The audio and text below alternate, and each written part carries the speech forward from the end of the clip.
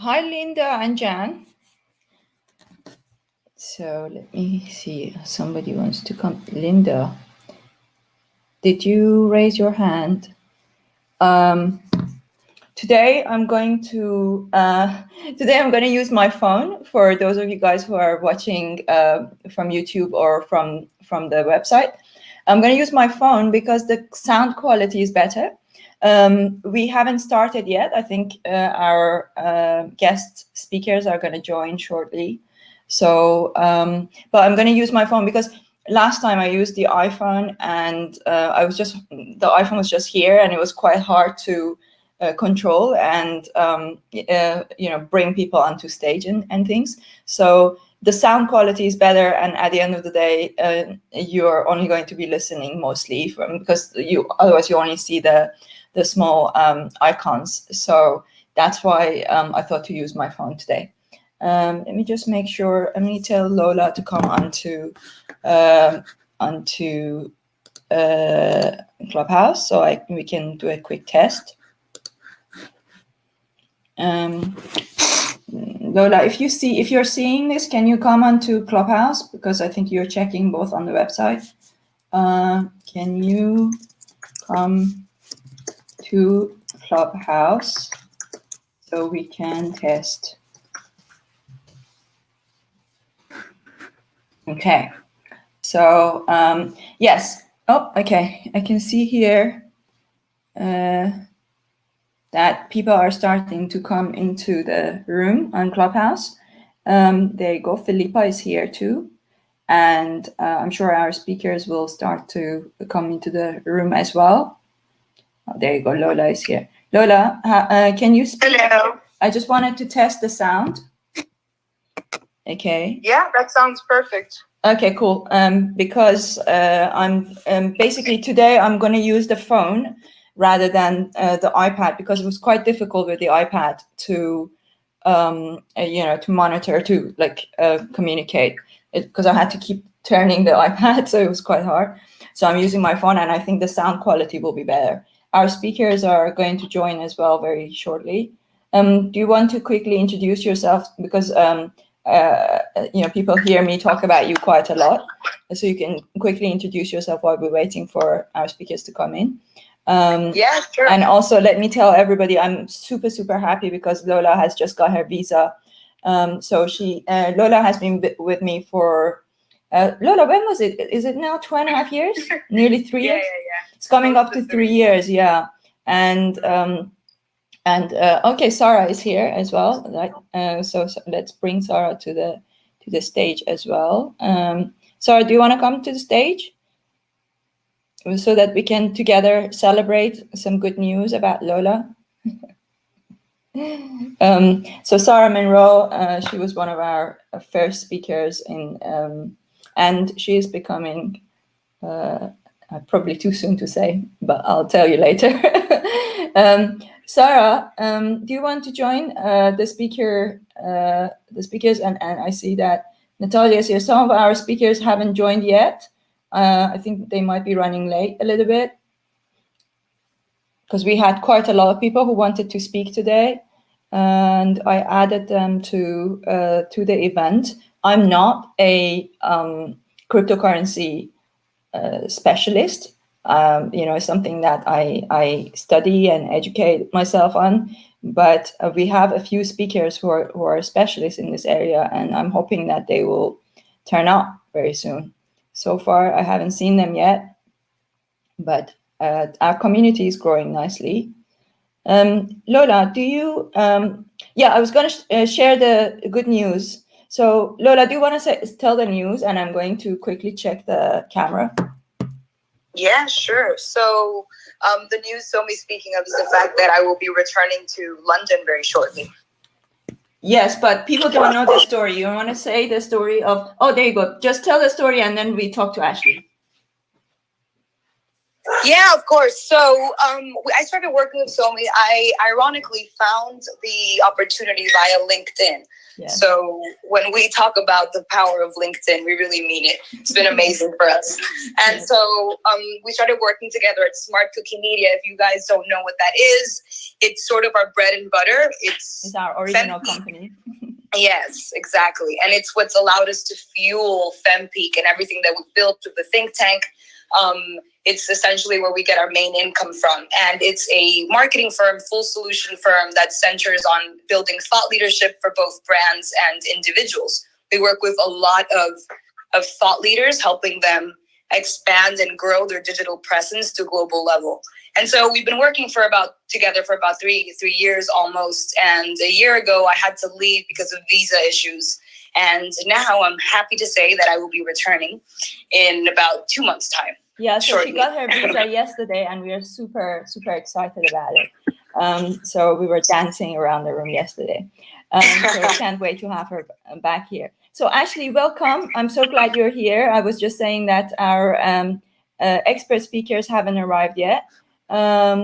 And Sarah says, I can't seem to get in. Can you hear me? I can't hear you. Sarah, try raising your hand so that I can add you. Oh, there you go. Okay, cool. There you go. Okay, so now you've been added.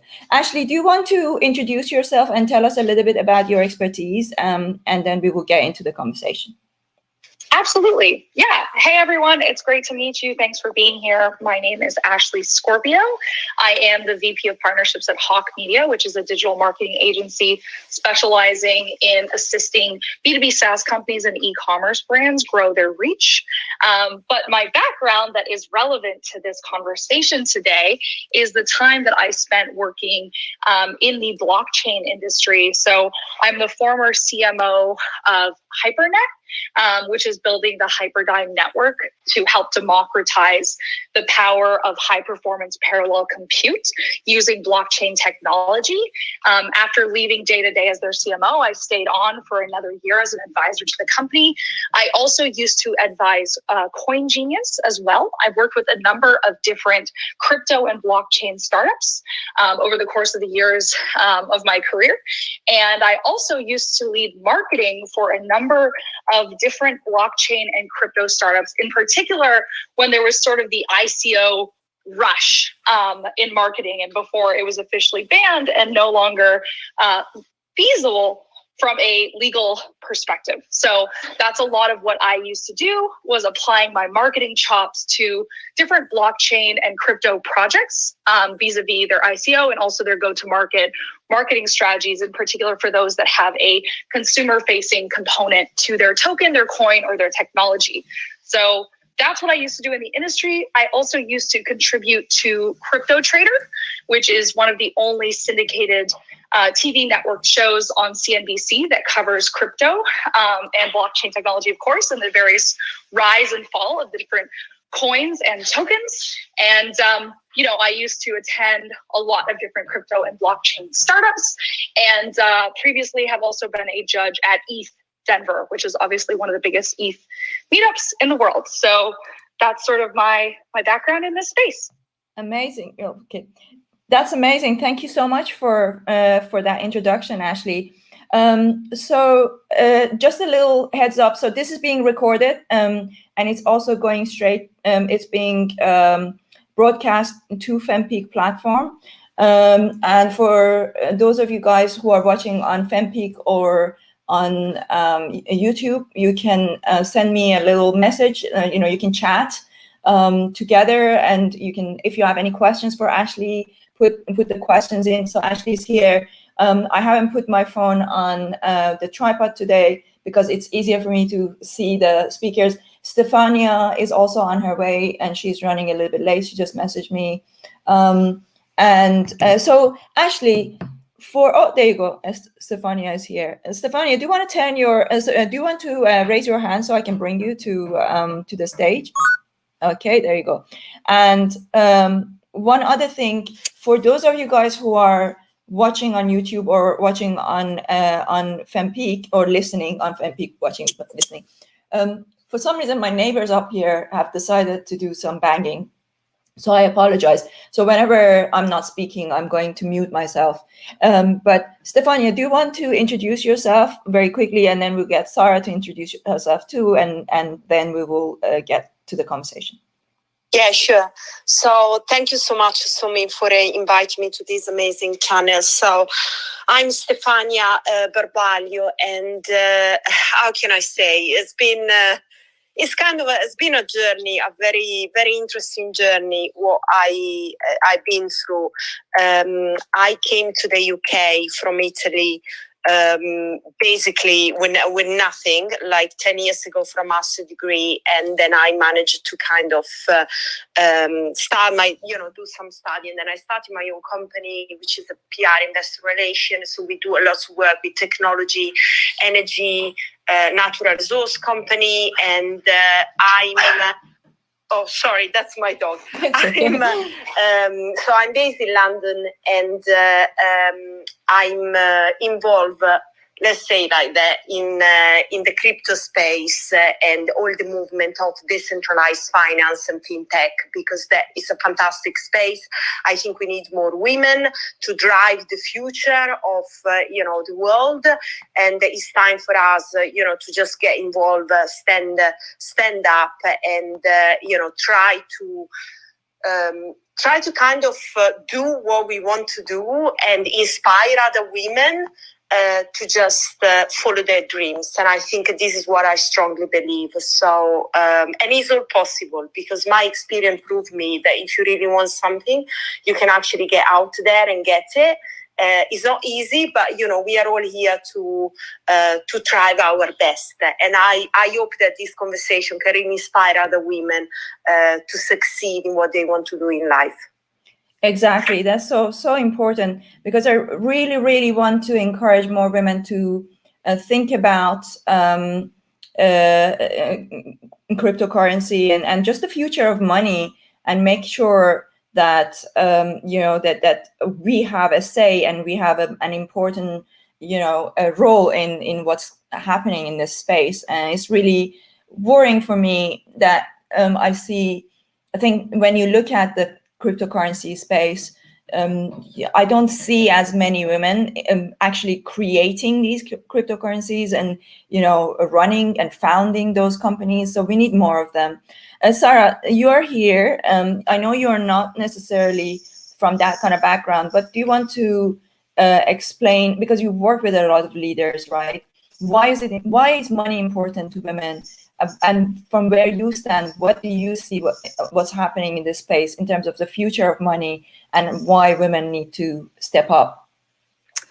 Yes, thank you. Yes, you're absolutely right. This isn't my specialist area at all, but the whole movement of enabling senior women to feel empowered and confident in their decision-making around money and leadership, and the development of all of the crypto and the future of the money, I think, is absolutely vital in the bigger picture of leadership, for women to be able to really feel strong and confident, and feel that they have a right and to sort of lead their own businesses, but more importantly, feel that they can add a very, very important dynamic to this conversation.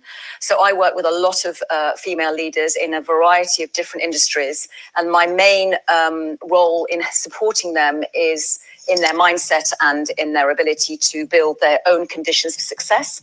And what I have noticed is that one of the main limiting factors is their own confidence in this area. And I know that it's not necessarily associated with the people on the panel tonight, and I'm really interested, and I'm here tonight to learn more, so that I, in service to the female leaders that I work with, are better equipped at understanding the fast development of this area. But I am an absolute advocate and believer in the fact that we have to be brave in these areas and hold the space so that we can contribute in a differentiating way. Absolutely, Sarah. Thank you so much for that. So, Ashley, do you want to explain a little bit to our audience here when you think about cryptocurrency, where do you even start? Do you want to give like a general overview, and then we will go into more details about, okay, how do you start thinking about? Is it something?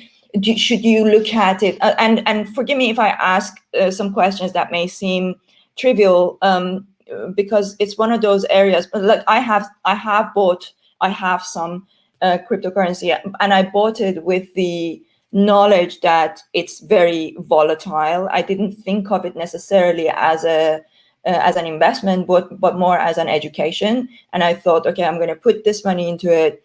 You know, if I lose it, I lose it. But I wanted to experiment with it and learn. And I think it's like one of those areas where, when we talk about risk taking, you know, maybe we have talked about this before, that as women, we don't always feel 100% comfortable with risk taking. And I felt like this is such a unknown area. So if imagine you've met somebody in a bar or in a party, and they've never really thought about entering that space. What would you say to them? Totally. And first and foremost, I want to echo a lot of the sentiments we heard from some of these other women on stage. I think that this is particularly important for women to think about. Obviously, it's important for women to think about investing in their financial future and their security more broadly. But certainly when it comes to cryptocurrencies as well, in particular, because we have seen so much movement in the market recently based on, events like the pandemic that have created broader volatility across the board and in more traditional assets. So, taking a step back, like you mentioned, I think it's important to just touch on or define a few things so that, it's really clear what I'm talking about and what we're all touching on here.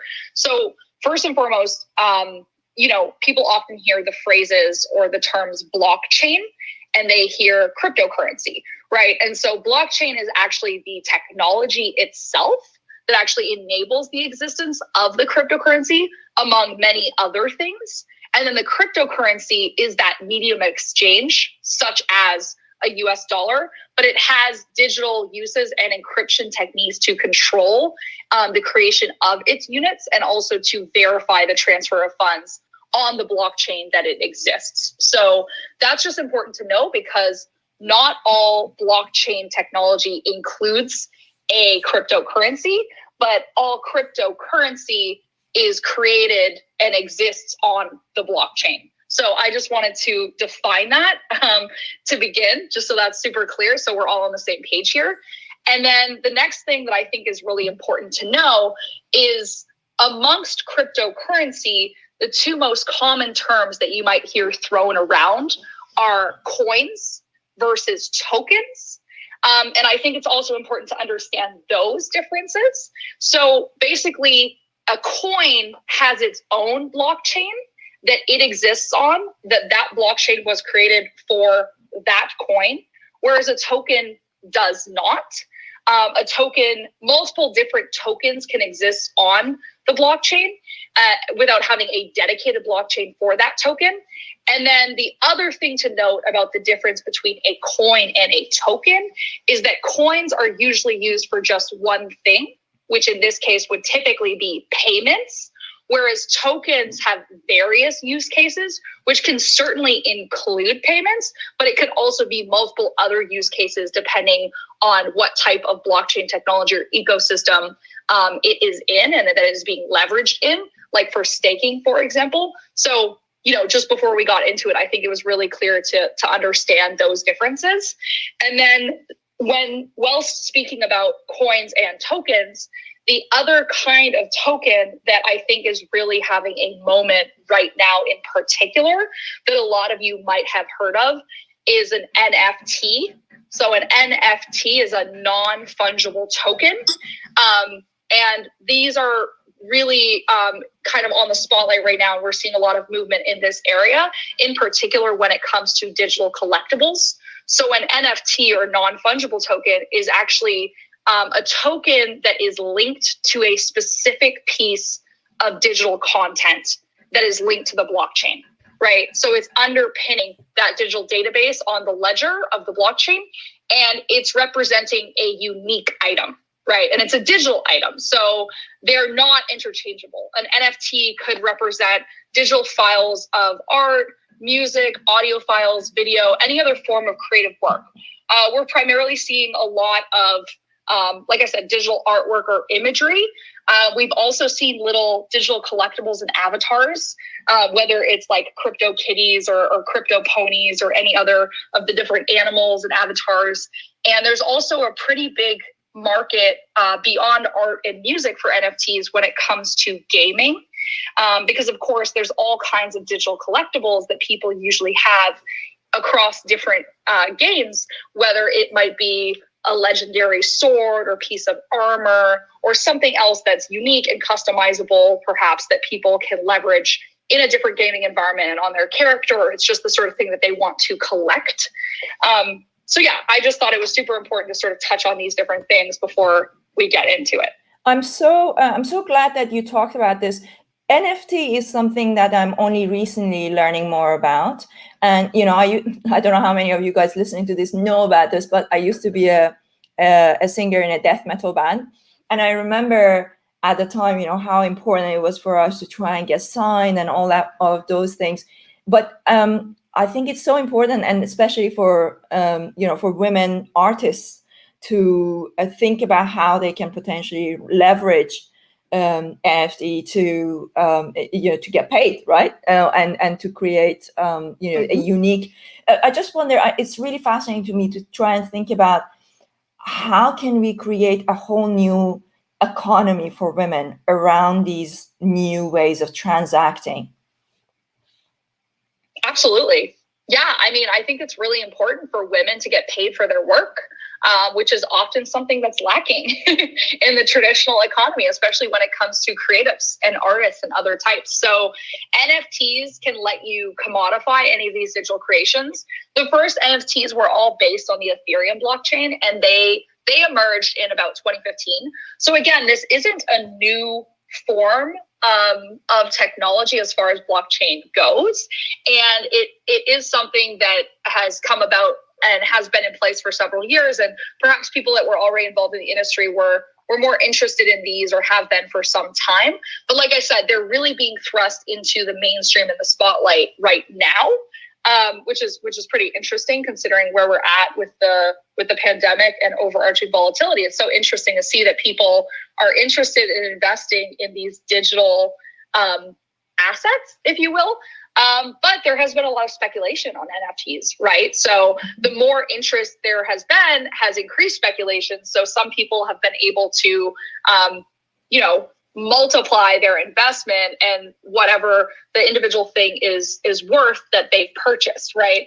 And so, you know, one of the blockchain startups that I originally did a lot of marketing for back when they launched is Vest, which is known, their token is known as VZT. And it basically was a mobile app where actually music fans can share royalty rights fractionally for songs. And so there's also a very obvious, tangible return there that you might see according to their model, because obviously these songs are being played and they are being streamed. And so, of course, they are collecting royalties in the real world under their existing framework that exists in the music industry and in the entertainment industry. And so then, of course, if you own a fraction based on whatever you've invested or purchased in your stake in that particular digital asset, you then, of course, receive that percentage return of the royalties that asset is generating. So this was one of the first music rights marketplaces that was launched in blockchain, that I was involved on the project, like I mentioned. And yeah, I mean, so again, this whole concept of NFTs has been around for a little while, several years at this point, considering how new blockchain technology is in the grand scheme of things, is actually quite a while. But yeah, they're really coming into their own now. That's really helpful. That was so informative. Stefania, do you want to tell us a little bit about from where you stand? I think one of the major questions that people have is it's just like that first step, right? Do you see this as a form of investment? Is it correct to say that we are investing when we buy when I'm buying cryptocurrency, I don't necessarily think of it in that form of investment. So of course there's a lot of up and down in the market, and you could make some money, but at the same time, I see it more like this is the future of money. So I'd like to hear what you think. Yeah, so when I started, I was trading in cryptocurrency for the first time in 2016, and that was just kind of to try. So there was not much investment behind it. It was just trying the market. It was early days anyway. On this wave, I saw, obviously, investing in Bitcoin early in 2020 could have been seen as an investment, so as an alternative asset class to the normal investing in the stock market, for example, or also a way to preserve your wealth. So we saw, for example, people, Ray Dalio was really against Bitcoin, and then now is actually recognizing the value of store of wealth, and I think that is important. Now, if we are looking at DeFi and we are looking at some of the small, the small token that actually came about over the last few years, then it's hard to say how much is investment unless you get in the project at the very beginning and how much is speculation later. So I think definitely crypto is a space that is evolving, and I think that is kind of recognized that now investing in Bitcoin, even though it's still a volatile asset, is now an investment. The other cryptocurrency, I think they still have to demonstrate what is their user's case and what they can bring in order to become to increase the value and be considered as an investment. I mean, there is a cryptocurrency that I like a lot, and for me that is an investment. That is Cardano, because I think they are doing something very interesting. Is quite a big market cap, but they are basically proving from the bottom with lots of research, how they can empower people and unbank the unbanked. So I think that there are a few out there that are very interesting. From my experience, I've been trading a lot, and I have been trying to get into projects at the very beginning. Then when they list on Coinbase, you exit. So I think in order to trade in this space, you need to get a lot of knowledge and be in the groups that actually talk about cryptocurrency.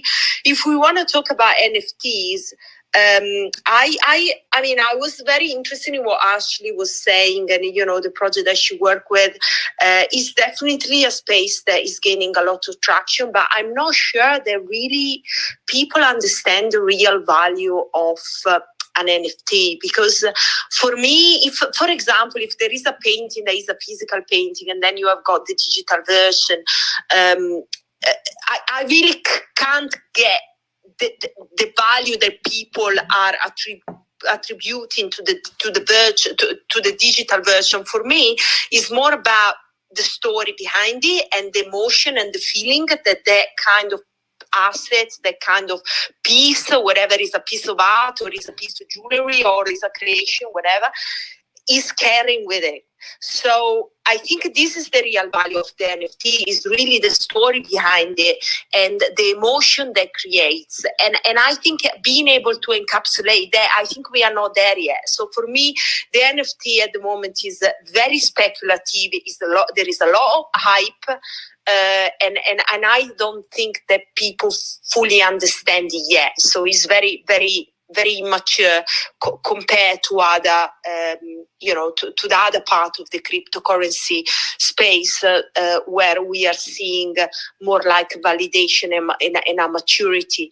So so coming back to your question, I think Bitcoin and some other cryptocurrency can be considered as an investment if you really believe in the mission that what they are trying to achieve, and they are gaining more also validation from institutions. We saw JP Morgan, we saw Visa has done a deal with Crypto.com. So we see that actually people are buying. It's not just Elon Musk trying to be, the coolest guy on the planet, but the other cryptocurrency.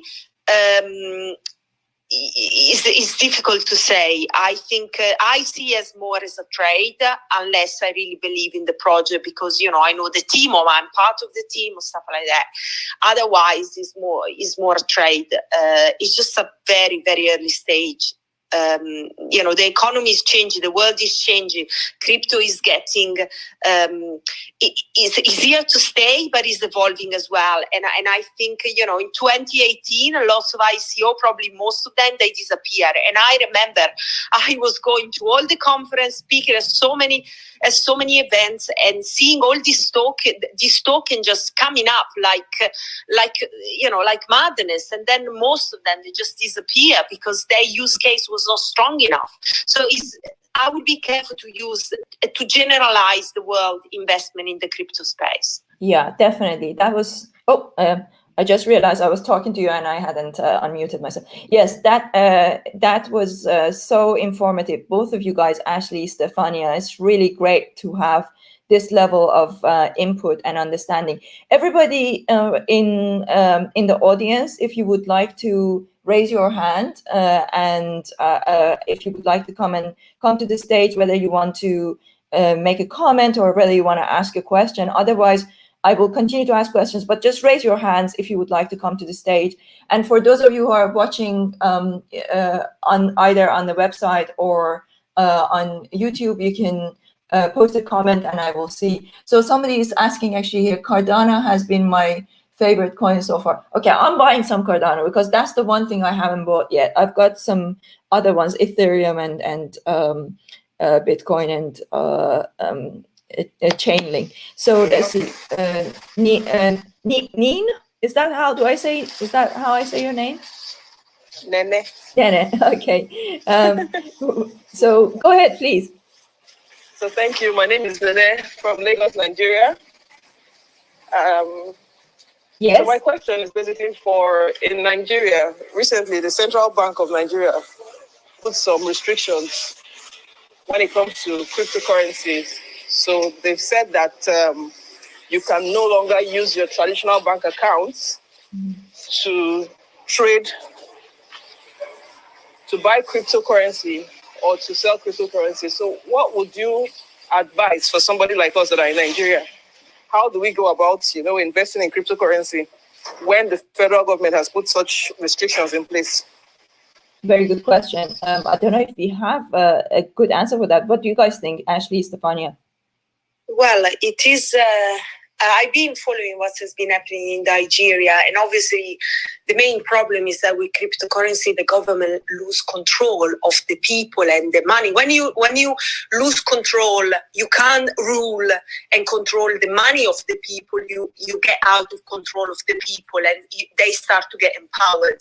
And I think that's why the governments are very scared of cryptocurrencies, because they can't control the money anymore. So, that's a difficult question. I mean, one of the things is that you can just don't use your bank account anymore and find other way to fund it. You can still have a wallet, you can still have an account, and you just need to fund it on another way.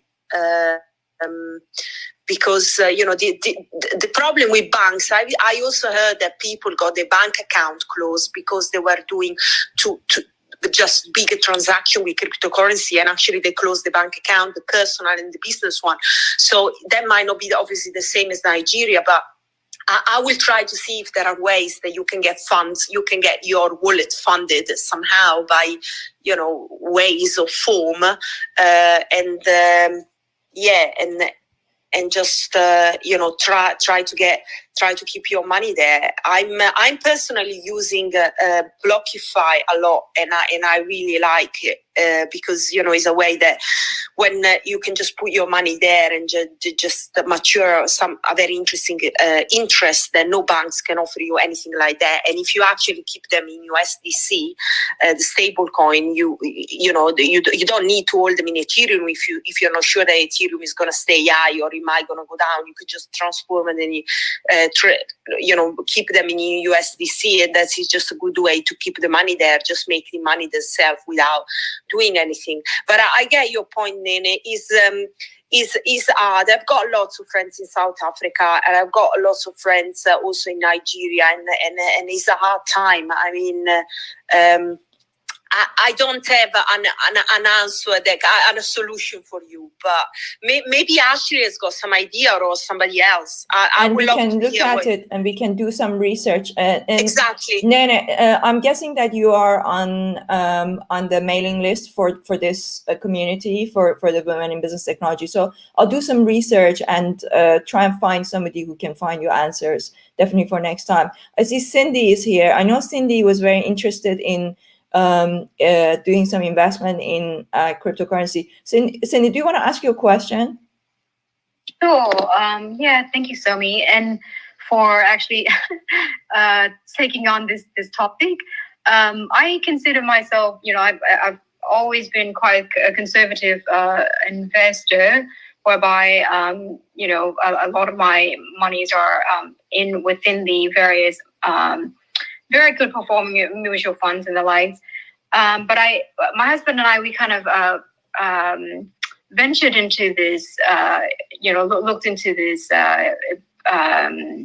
investment within the cryptocurrency recently, and it was actually not all that straightforward. And where it took, like you had to create an account, and then you had to also wait for some time for the bank to kind of recognize you, and so it was quite a process. And then I read from another advisor that you can do it via PayPal. Now, I also wanted to share that, I'm here in California, in Silicon Valley, and so I often read and try to see what Warren Buffett thinks about cryptocurrencies and the like, and he really is right. He's you guys are aware of Warren Buffett, and he doesn't really wouldn't even touch it with a 10-foot pole. But that said, he's so from that perspective, I think we kind of went into this recognizing that we just wanted to kind of test the water and just wanted to kind of educate ourselves. But has anyone done it through PayPal? Is that an easier way of sort of perhaps executing a transaction? Well, I will let Ashley perhaps can explain better. But as far as I'm concerned, I use Coinbase, and I need to. I just created an account with Binance as well, but I haven't really used it properly yet. But I don't think there's any way around it other than using one of these ones. So Stefania or yeah. Ashley. Yes. Somi, I use Bitpanda, and there I think you can find it with PayPal. Okay. It's a good exchange. It's from Austria. Has got lots of good credit. I actually buy Cardano there.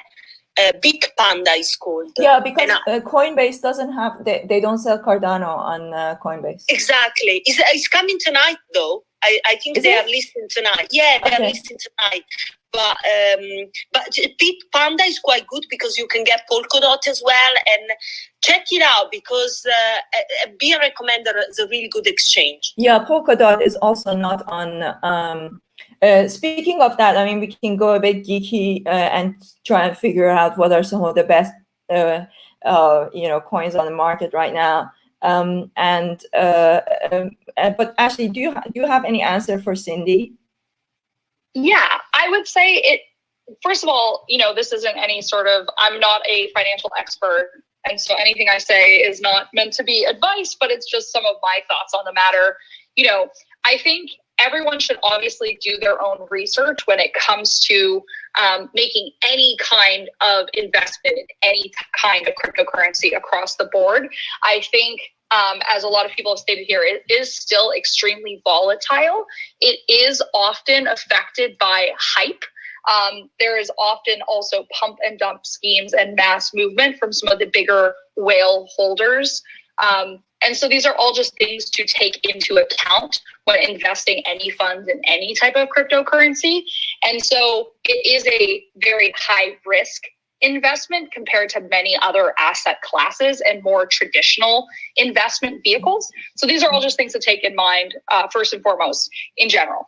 And then what I would say about the different exchanges, certainly some are more reputable than others. I personally think Binance is definitely one of the leaders. I think Coinbase is one of the most accessible for the average person, because it's widely adopted. It's been in circulation and used for some time across many other asset classes, not just crypto.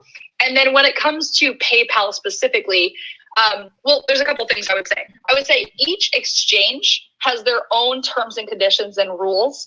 And so it's always important to take into account what their verification process is, what documentation they require from you, and also how long it takes to fund your account.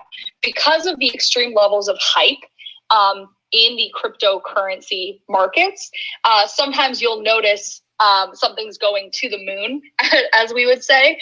And oftentimes, if you're just getting started, you might miss the wave or you might miss the boat that time around because you just can't get your account funded quickly enough. So what I would say for anyone who is serious about investing in cryptocurrency in general, do your research, pick the exchange that you feel is right for you, get your account funded. So if and when the time comes, you are ready to strike when the iron is hot, especially if you're not thinking about long-term holding the currency, if you're thinking more about trading more actively. So those are things I would say. And then when it comes to PayPal, to fund on the different exchanges, again, it varies by exchange, but PayPal itself also announced that US users can buy, sell, and hold a handful of cryptocurrencies directly in PayPal using PayPal Cash or Cash Plus. So that is something that anyone can do natively in the PayPal app as well. And then I believe they're also planning on introducing this to Venmo this year as well. Now, just know that this is more of the more established coins that they've started with, like Bitcoin, Ethereum, Litecoin, and Bitcoin Cash. When obviously a lot of the opportunities when it comes to maximizing your investment are often with a lot of the alts. And then that being said, of course, a lot of the alts follow the general trends of the main players like Bitcoin, for example. And Bitcoin, of course, I would say is the most mainstream of all of the coins. So yeah, Actually, I mean, when it comes to you PayPal, can clarify for some of the people who might not be familiar with the term. So alt, you mean alternative coins, right? Like the exactly. Yeah. Yes. Yeah, like the Cardano and the Chainlink and all that stuff. And the amount of alts there are is honestly quite endless. If we think about it, there can, any person can launch a project and a new chain with its own specific coin, right? And then that's a new altcoin. There are some that are considered to be the top altcoins, others that we haven't mentioned today, like Ripple or Tether or Monero, are considered to be some of the other well-known alts, but it also constantly changes. Like, for example, Dogecoin, which is definitely an altcoin, also had some hype around it, also thanks to Elon Musk, who I know you mentioned earlier in the discussion. And of course, also thanks to a number of Redditors as well, like Wall Street Bets, the now infamous subreddit, among other communities. So again, it's important to do your research, pay attention, and also not necessarily in the traditional news sources where you might source other information for other types of investments. So, maybe for a more typical investment, maybe the Wall Street Journal is your go-to publication.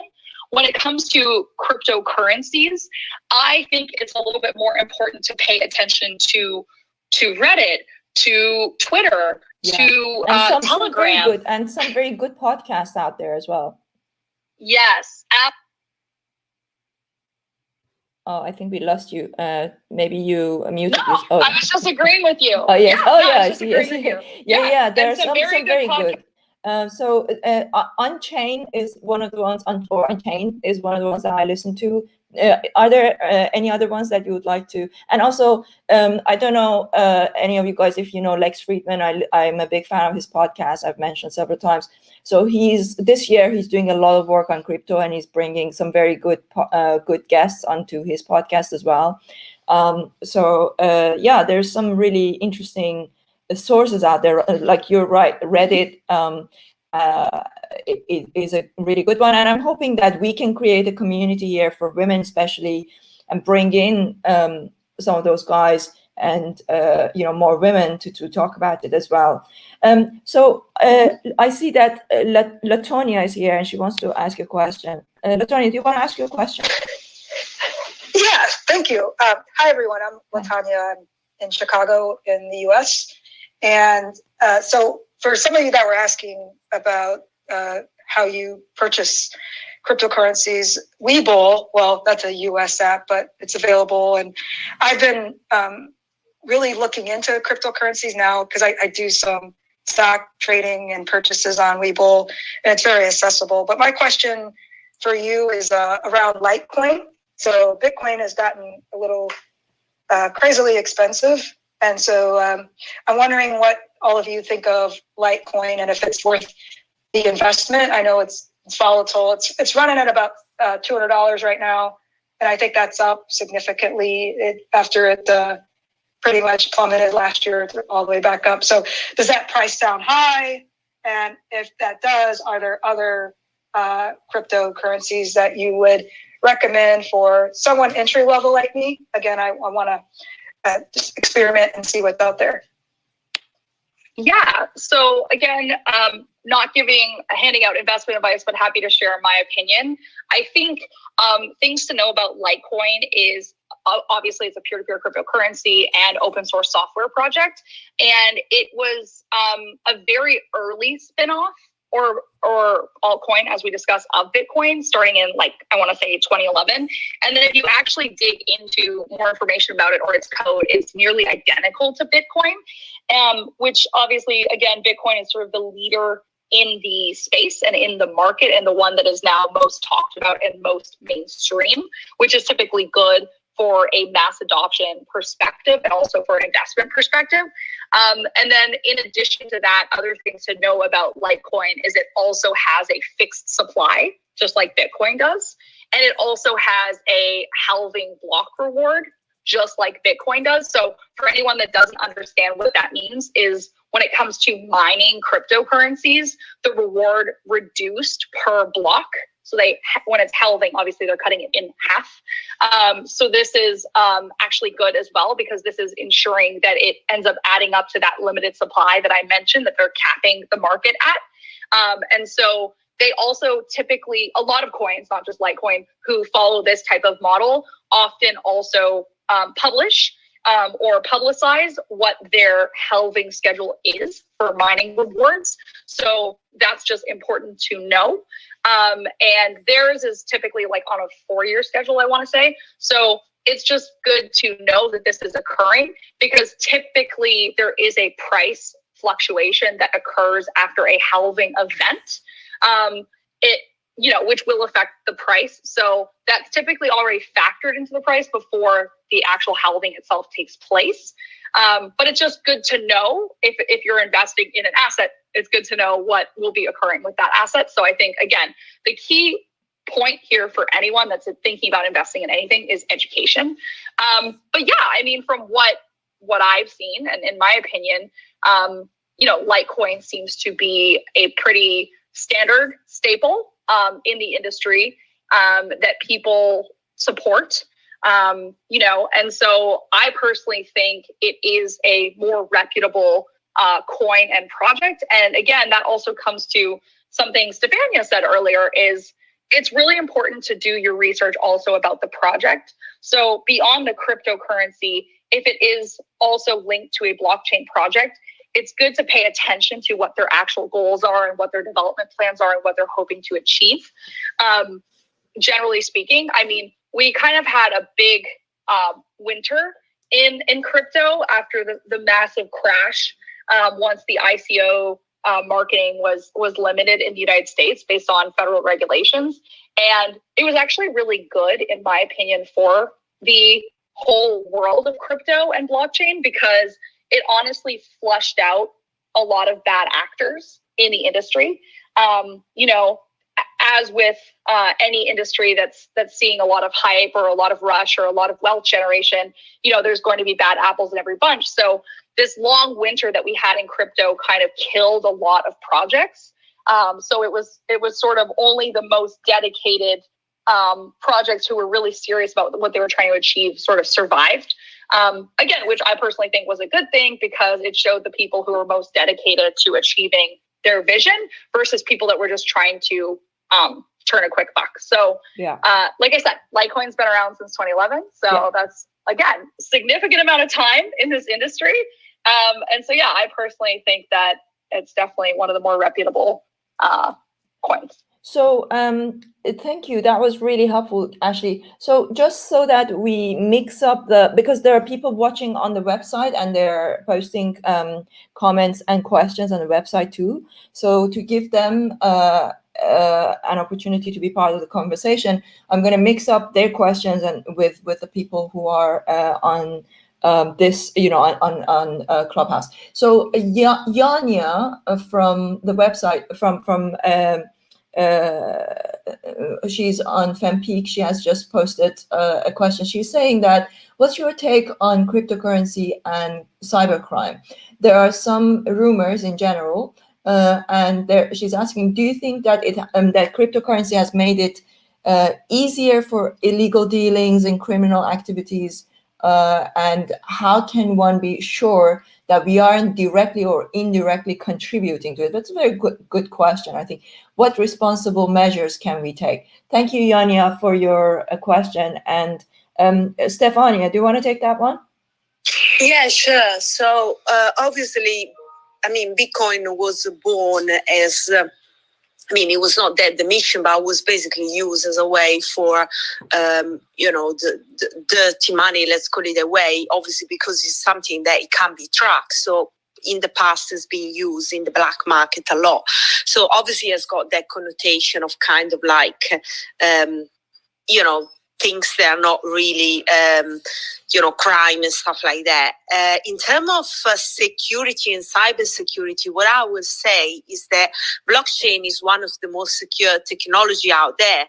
So obviously we are not talking about quantum computing, which is unbreakable, but I think when we are talking about blockchain, we are talking about technology that is much more secure than what we have out there. So I think it's a question that is, it's difficult to give an answer to, but, obviously security is definitely at the top of any blockchain project.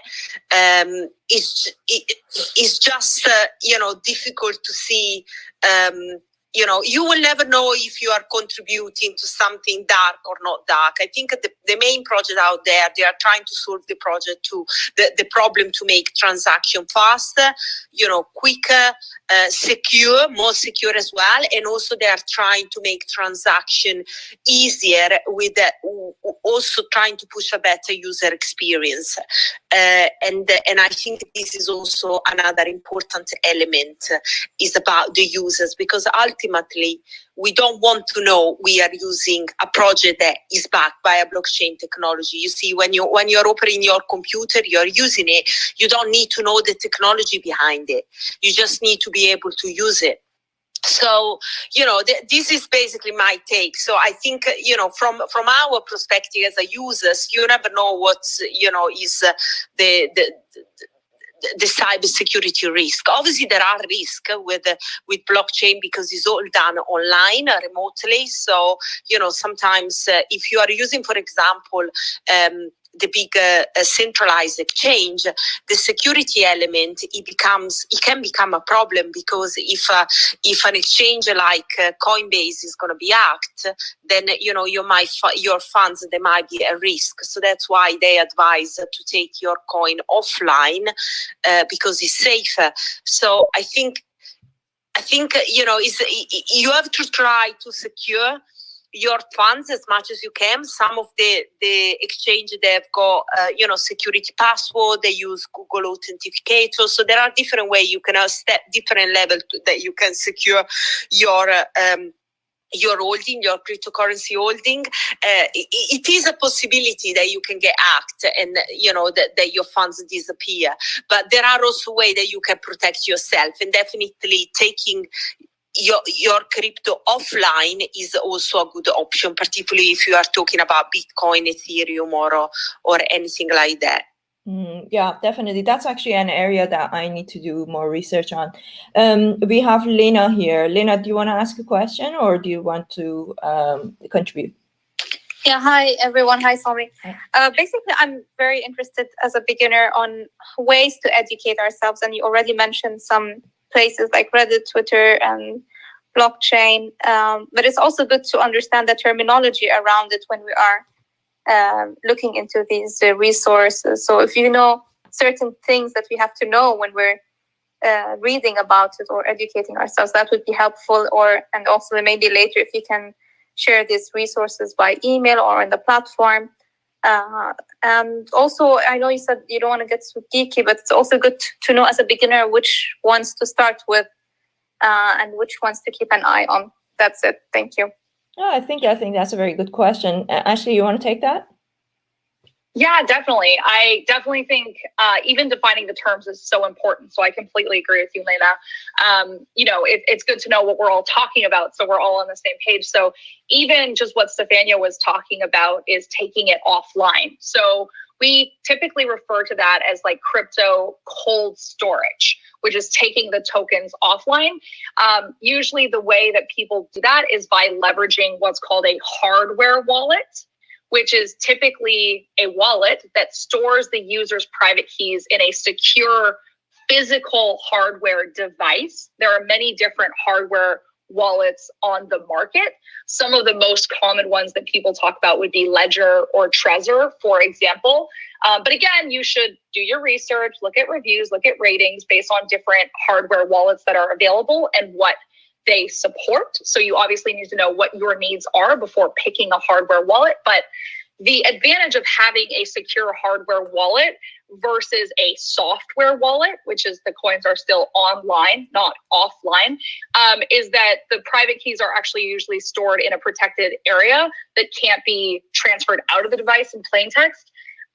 One other thing while we're on this topic of security and wallets and storage, I think it's incredibly important that you write down or remember what your keywords are going to be so that you can regain access to any coins that you take offline and store in a hardware wallet in this type of cold storage.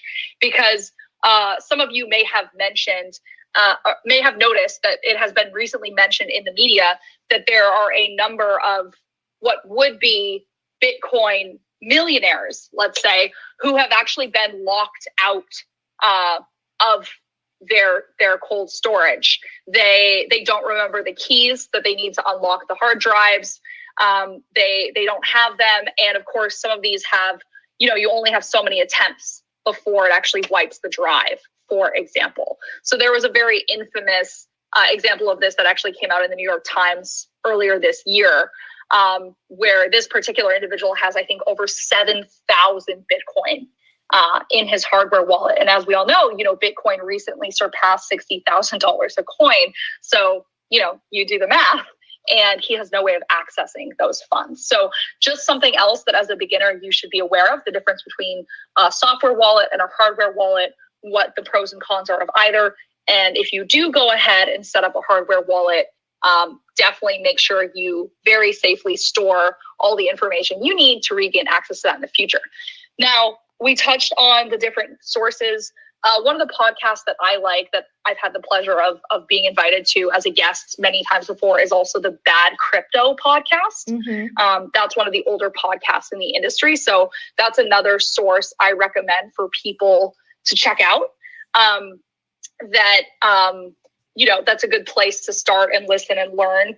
And they go over anything from different launches to different project updates and things like that. So, and they're pretty entertaining guys. So that is one that I recommend tuning into.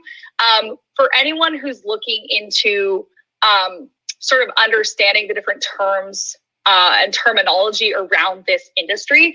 There's Cryptopedia, and they have an entire glossary of hundreds of terms that explain some of the things that we've touched on today, the different protocols, rendering, different types of attacks, different types of coins, tokens, etc. So Cryptopedia is another great place to start if you're literally just trying to learn how to understand and access the rest of these different resources that we're mentioning. And then the other one that I would mention as well is Everypedia, which is actually a blockchain version of Wikipedia. So it is a wiki-based online encyclopedia that's built on blockchain as a fork of Wikipedia. So a great startup also based in California. They also typically release, and again, I've had the honor of being one of their Everypedia 30 under 30s previously. They also release like their top 30 people in the industry each year, typically kind of like what Forbes does across business. And so that's also really good to pay attention to, because we've talked a little bit about hype and we've touched on it, but there's also a lot of different sort of crypto or blockchain influencers, if you will. And so it's often good to pay attention to who those people are in the industry and, what they're investing in or what they're speaking about publicly or what they're endorsing or hyping. Yeah, that was so helpful, Ashley. I'm actually going to, obviously this is recorded, so it will go on fempeak.ai on the platform, and I will share it with everybody because you mentioned some very good, and like I also mentioned on-chain, I quite like that. I think it's also a very good podcast. So Tommy, can I add something on that?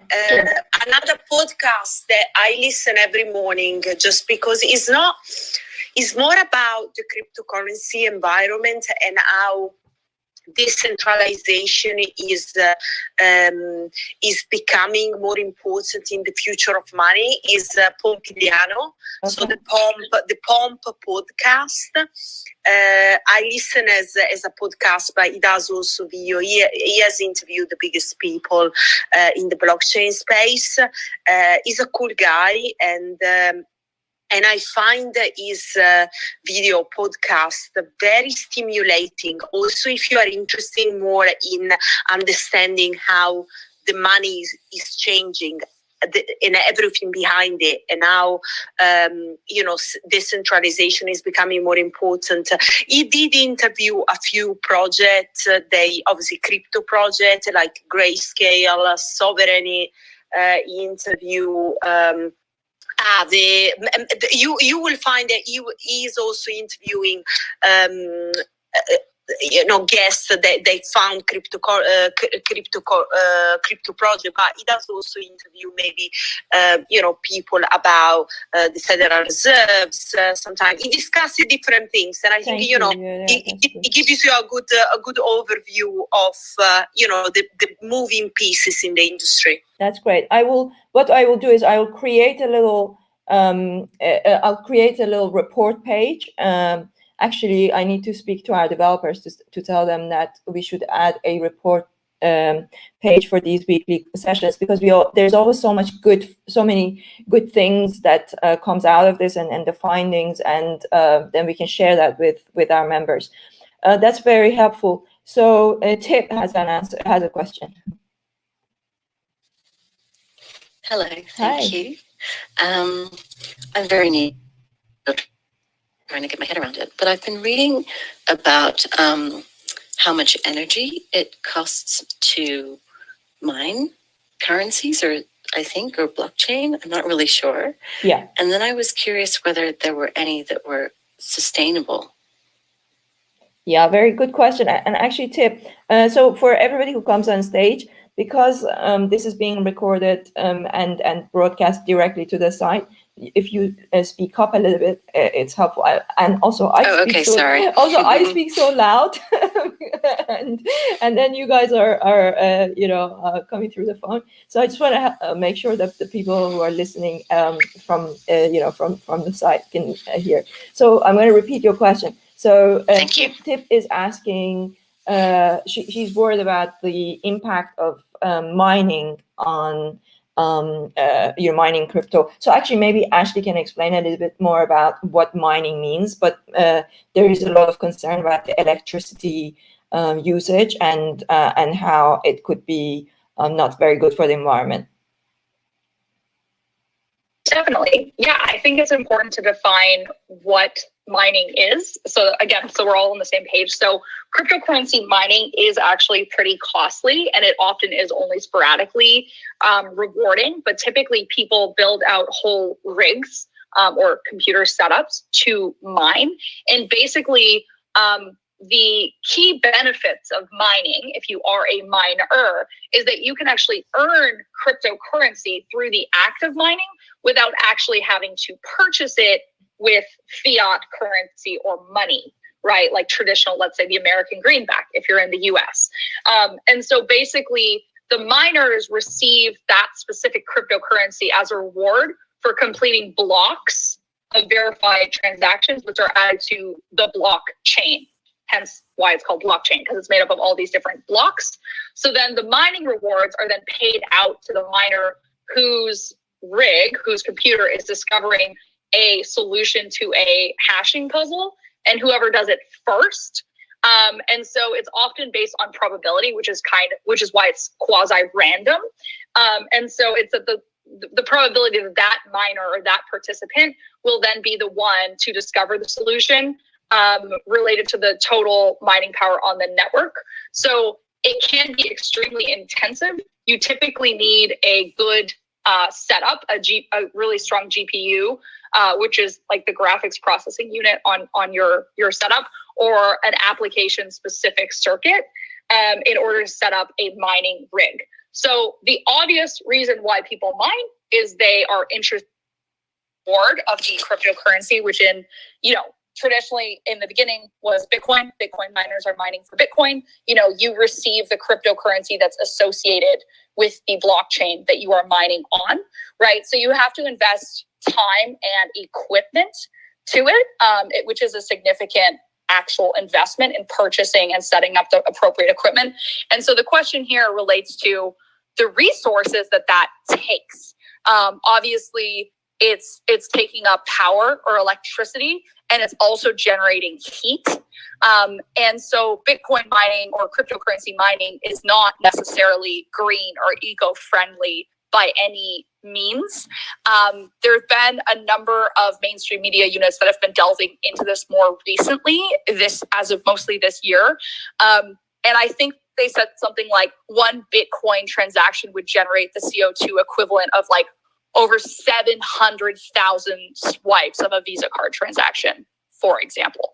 So obviously, that is a significant issue. And then the other interesting thing too is this became thrust more into the limelight and quasi-controversial as well when Elon announced his enthusiasm for cryptocurrencies. And he's obviously talked about a few at this point, namely Bitcoin and Dogecoin. But he also, of course, as we now know, invested significant amounts of Tesla stock into Bitcoin specifically. And, a lot of us understand that Tesla is a EV automaker, which, typically EVs aim as a company or corporate culture or vision to reduce the carbon footprint of the automotive industry and be a more green alternative. But of course, by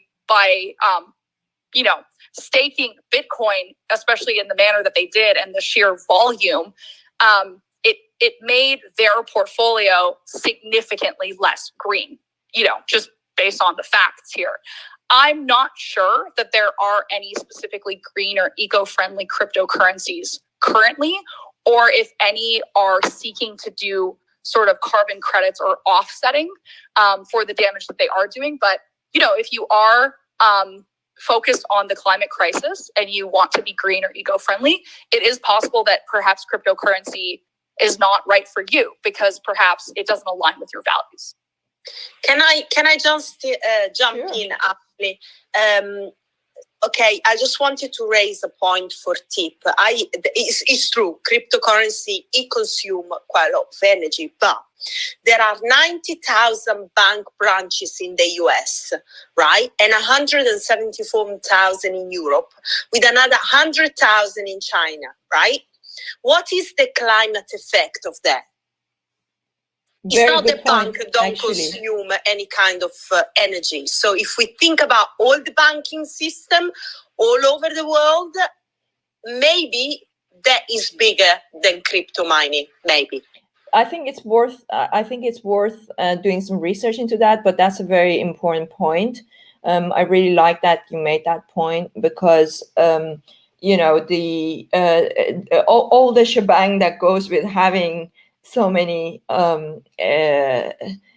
you know, branches and so many employees, the travels, the so many things that goes with, you know, with running those big corporations, the number of meetings that you have to travel from one place to another. None of that really happens to that degree or in a similar way, nowhere near like it in crypto. And one of the other things that we found through my marketing agency, Smart Cookie Media, one of our clients was in construction. They're in construction, and they were telling me that actually the biggest pollutant is the construction industry. So these are things that we don't necessarily think about. It's more about what makes the news, right? It's not very sexy news to talk about how you know, building a building. So this is one of the things that they said. They said, like, when you create a building, you know, imagine like a massive you know, block of offices. They said that the amount of carbon footprint that it creates to build that building is equal to 40 years of that building using electricity. That's very, very interesting, right? And when you think of it like that, but then that doesn't make the news because Elon Musk is not in it, and you know, cryptocurrency is a new area, and of course, the governments and the banking industry, the finance industry, it's not in their interest to you know, blockchain is not in their interest, cryptocurrency is not in their interest, so it's a challenger. So it's just critical thinking to think about those two things as well. Well, I mean, we've been here for more than an hour. I think we've learned so much. If you guys have any more questions, please do raise. I can see here some very good comments. Stephanie is saying that thank you for all the resources, because she was asking for them. Maria Clara, she's saying, is there any specific behavior for cryptocurrencies? I'm not sure what she means by behavior. She says, why should we as women invest in this alternative? I think it's really, my point was not so much that women should invest. It's more that we, you know, if cryptocurrency is going to be the future of money, where are women in it, right? So we need to be at the forefront, and we need to have, we just don't want to be left behind in a way, right? So if there is anything that anybody of the speakers, if you want to comment on that, and if you guys have any other questions, please do raise your hand, ask your questions. But it's been a very informative session, and we're recording it, and we'll put it on the platform, and we'll continue the conversation again. I just wanted to quickly add on that question on why women should get on top of this. And it's the fact that, and this is something that's really central to our mission, and those that are on the think tank already know this, but as we're looking to change the narrative for women, a very, very big part of this, and it's something that has been raised by the community itself, is the importance of education as women. And so educating ourselves on how we can move forward, how we can be part of the 1%, how we can be wallet holders actually within meetings, within investment groups, and just understanding how as women we're able to raise the bar for ourselves in terms of the money that we have and the money that we use. And so I really like the fact that both Ashley and Stefania, even Sarah mentioned it, how educating ourselves on this topic seems crucial for us, because if we're moving forward as women, we need to know what's happening. And so we've been really keen on understanding how technology can be a breaking point for us. Technology can be a leverage for us as women to change the narrative. And so if crypto is a part of that, we really, really need to educate ourselves on it. Absolutely, Lola. Thank you so much for that. Look who's here, Jesslyn. So we're almost bringing this session to an end, Jesslyn, but I'm so glad you're here. So Jesslyn was supposed to be one of our original speakers, but then she messaged me to say that she wasn't sure she was going to make it. So I'm glad that you're here. I think it would be good for you to answer some of the questions as well. Do you want to jump in? And I know you probably have missed most of this, but say something. Oh, well, maybe someone can re-ask one of the questions. I literally just popped in the room. I'm so sorry. It's okay. Yeah, what was one of the questions that was being answered? Basically, there's been some really good questions, really amazing answers from Ashley and Stefania. One of the, I guess, a lot of, imagine for somebody, this is the first question I asked Ashley. Imagine you've just gone to a party, you've gone to a bar and you've met somebody who is thinking about for the first time, thinking about buying cryptocurrency or investing. First of all, my question was actually, is investing the right term, and considering how volatile the market is? And secondly, where do you even begin? Yeah. Oh, okay. Actually, you know what? Actually, sorry to interrupt. Jesslyn, I remember you mentioned you had a good background in tax, right? So maybe you can talk a little bit about the tax transparency around that too. Yeah. Okay, I can take the tax question. So my name is Jesslyn. I live in Amsterdam, but I am an American citizen. I work for PwC currently, and I specialize in tax transparency. So tax transparency is the idea that governments want to have visibility into taxable events, taxable transactions of people that live in this world today. So what I specialize in is advising governments on how to implement tax transparency laws, and B, advising financial institutions in how to implement those tax transparency laws. Now, tax transparency is an interesting topic because it's very much related to anti-money laundering laws, and crypto tends, well, at least at first and continuing today, got a lot of anti-money laundering specialists really worked up because crypto can very easily be used for money laundering. There is anonymity, in a sense, of the person that owns or holds the crypto. So the same thing holds true for tax transparency. How can you know who owns crypto and therefore then report it to the government in a world that it's meant to create anonymity? Mm-hmm. So with that being said, each government gets to decide how to tax crypto, and there is very little consensus today in how crypto should be taxed. But at least the European Union is trying to come together with a consistent approach to cryptocurrency. The US won't have any part of that discussion because the US just likes to do their own thing their own way. And the US doesn't treat crypto as a currency, but they also don't treat crypto as a security, so to speak, for tax purposes. But they do treat it like a piece of property. That's sort of the best way to put it. Which, when it is bought and sold, must be treated as similar to a sale of a security. So there's a gain or there's a loss every time you sell crypto, not when you buy it, but when you sell it. So if someone is out here buying and selling crypto thinking that it's kind of like cash, well, that's not how the US government views it. Now, normally, if you're a US taxpayer, you get these things called 1099s anytime you sort of have a taxable event, so that when you go to do your personal taxes, you have a tax form in your hand that tells you how much you need to put in your tax return, and it's easy to prepare your tax return.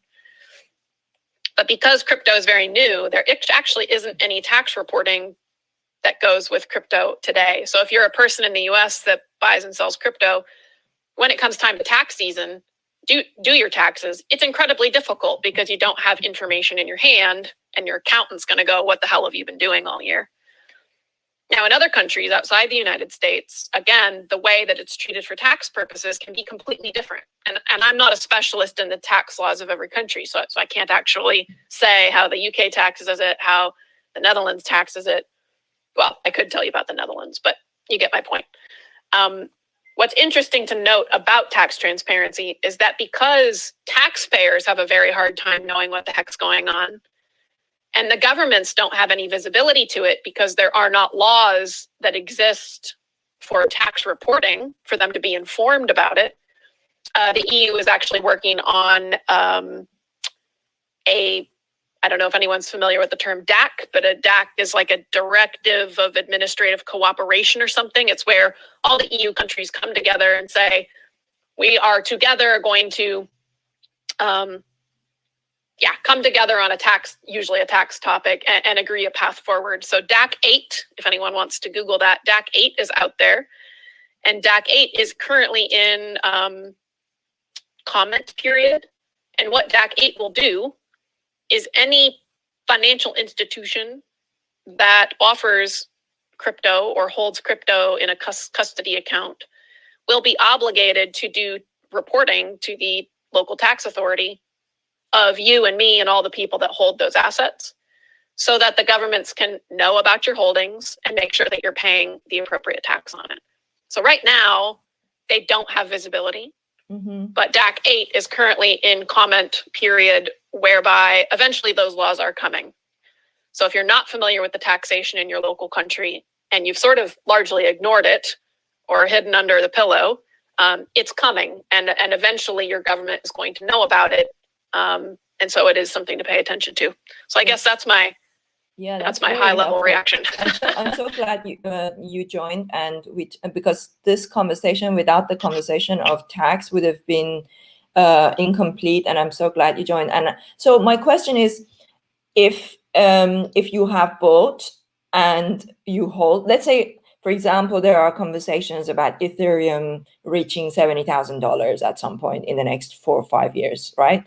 And if I have a few Ethereums and then it gets to that level and I'm holding it, I'm not doing anything with it, how can they tax me? How would that happen? Like, imagine I hold it, I never sell it, and eventually I buy a Tesla with it, right? How?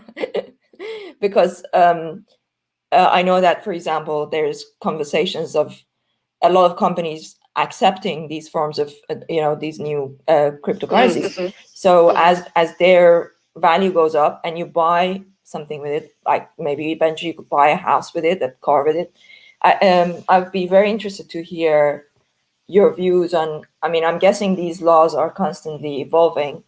Yep. But I have 2 answers. The first one is, and I'm just going to use the US because it is potentially indicative of how some other countries would treat it. In the US, if you bought Ethereum or Bitcoin today for $500, and then 10 years from now, it's worth $500,000, you don't have a taxable event in the US. You're just holding it until the time you sell it. So during those 10 years, you have nothing to worry about from a tax perspective. Okay. But if you then take that and you buy a Tesla with it, you now have a taxable event. Okay. So even though you didn't sort of, quote, sell the Bitcoin or the Ethereum, the crypto, you are effectively treated, you are deemed to have sold it, taken the fiat cash, the currency, the USD currency, and then bought a Tesla with it. So you have a taxable event. So there's no getting around it. Nope. So the second part of my answer is some countries, like the Netherlands, tax people not based on an event like selling it. They will tax you on your net wealth every year. So today in the Netherlands, I hold shares of a Vanguard ETF, and let's say it's worth $100,000. Every year for the next 10 years, I will pay the Dutch government it's called box 3 income taxes, if anyone here is in the Netherlands, I will pay them 100,000 times 4% times 30%. So what the Dutch government says is they make an assumed earnings based on the value. They say, if your assets are worth 100,000, we assume that you made earnings of 4%, even if you didn't. And then we're going to tax that at 30%. And every year for the next 10 years, that's what I will pay to the Dutch government. At the end of 10 years, if I sell my shares in Vanguard ETF, there is no taxable event. Okay. Because instead, I paid the tax during the lifetime of the asset. But what if the price goes down? Then in the next year, I pay the tax on the lower value. No, I mean, like, say, if eventually you end up actually paying, earning less, like for some reason the company has gone bust or something, right? Do you get cash back? Nope, they don't care. Okay. So today, if it's worth 100,000, I will pay 4% times 30% on 100,000. If next year it's worth 0, I'll pay 0, but I'm not going to get anything back from what I paid this year. And are they taxing you on? Are they taxing on cryptocurrency in a similar way? So that was what I was going to end that with. Is I don't know how the Netherlands looks at crypto, just because I simply haven't looked into it. I could easily find that answer out. But with the DAC 8 that's coming and the EU trying to come to a consistent way of viewing crypto assets, if the Netherlands is not currently viewing crypto as a box 3 asset or an asset that is subject to the wealth tax, they may in the coming 1, 2, 3 years. So it could be coming. Okay. All right. Well, thank you so much. That was really helpful, Jessalyn. You just joined right at the right time. So glad. It was really helpful, and we are going to write all of this down. Condense the information, put it on fempeak.ai because we are having these weekly sessions, and there's so many things we are learning from these sessions. So I really want to not lose all of that information as our community grows, so that people can get access to that information. But there's been so much learning here, and we will revisit this topic again with Ashley, Stefania, Jessalyn, yourselves. We will revisit this topic again.